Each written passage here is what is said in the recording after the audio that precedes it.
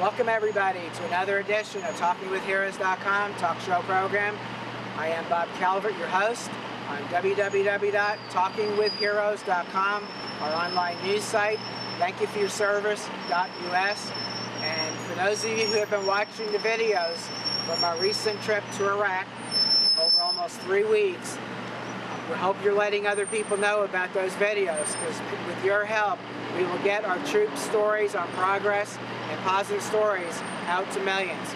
But we're here now in Afghanistan for the second time. We were here in April and May 2010, now August, actually September 2010. And but before we get started, I want to thank the people that made it possible for me to come back here so fast. Blackhawk.com, newsblaze.com, militaryconnection.com, freedomhunters.org, lauraburgess.com, the number 5jump.com, soldiersangels.org, and broadbandforamerica.com. I want to thank them all. And like I said, we're here in Afghanistan.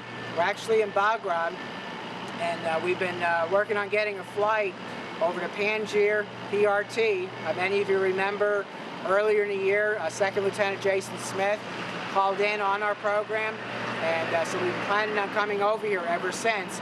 But right now we're in Bagram, and I'm going to be meeting in a little while with some more North Dakota National Guard soldiers. But in the meantime, Second Lieutenant Smith came over to the media center, and so we've been hanging out a little bit, and we're going to talk to him briefly here before I head over on the helicopter.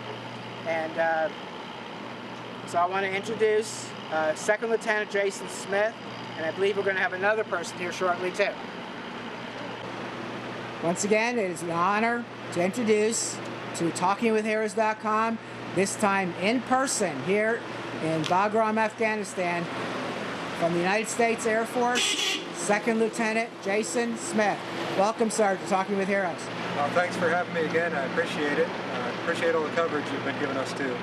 We really like getting the message out to our families, and we thank you for that. Well, it is an honor to meet you in person. I'm looking forward to meeting your entire PR team. And but first, if you don't mind, for the people that didn't listen to you earlier in the year, tell us a little bit about yourself. How long have you served in the Air Force, and where are you from? Bob, originally I'm from Irwin, Pennsylvania, a little town right outside of Pittsburgh.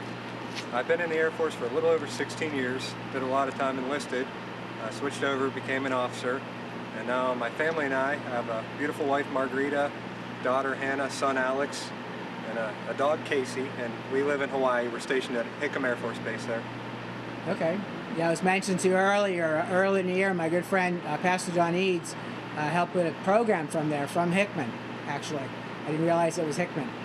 We had some of the Air Force people call in. So. We're actually getting ready to be joint base Pearl Harbor, Hickam on, say, October 1st to be finalized. So the Navy will actually have the lead as far as the support for the base, but the Air Force will still have their presence there. We'll still be flying our C-17s and F-22s from the Hawaii National Guard. Okay. So a little while we're going to be doing what we call the mail run. Yes. And we're going to film some of this. Tell us about that. Our folks, as you know, the PRT is at Forward Operating Base Lyon. It's north of Bagram in the Panjshir Province. It's a really small FOB where they run all their missions from there. They live there.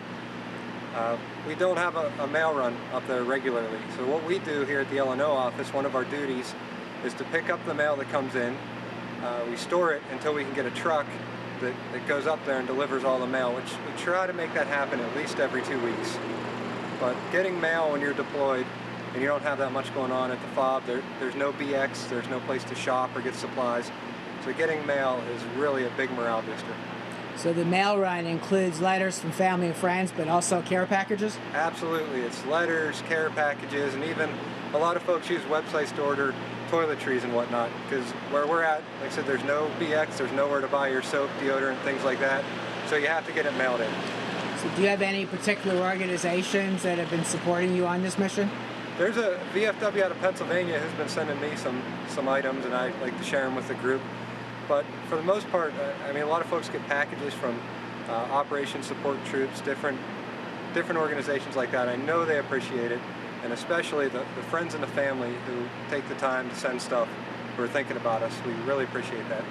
Okay, so we'll be heading over with you to Panjshir pretty soon, and just give our listeners an idea of what's coming their way on video here on YouTube, on our YouTube page. I think that Panjshir is going to be like nothing you've probably seen in Afghanistan so far. Panjshir was the area that when the Russians were in Afghanistan occupying, as they say, Afghanistan, Panjshir never gave in to the Russians. They were always fighting the Mujahideen led by Ahmed Shah Massoud. They fought the occupation then. When the Russians left, there's sort of a civil war that broke out, and everyone was fighting to take Kabul and be in charge of the country.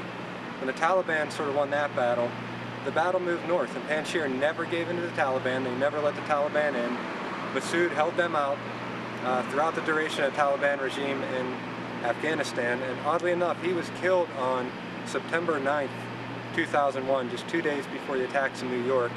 And there's a lot of different theories on why it happened on that day, but he was actually against the Taliban, and the Panjshiris look at the Taliban and these negative influencers as their enemies also. So together the Panjshiris look at us as their friends with a common enemy, which are all these negative things, these negative people who are trying to take over Afghanistan.